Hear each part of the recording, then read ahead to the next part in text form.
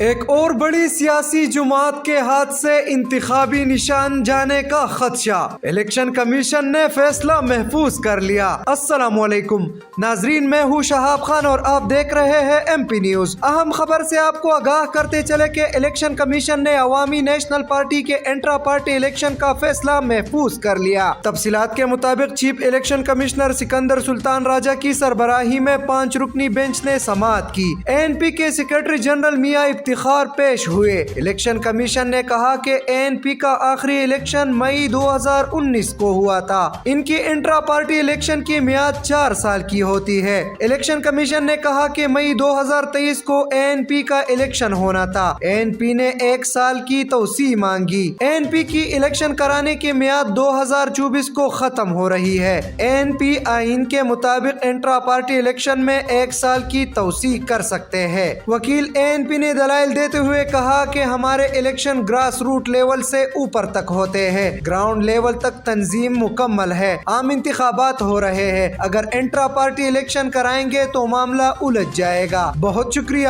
مزید خبروں اور اپڈیٹس کے لیے دیکھتے رہیے M P news. M P news Swat سمیت ملکی اور غیر ملکی خبریں آپ تک پہنچائے سب سے پہلے۔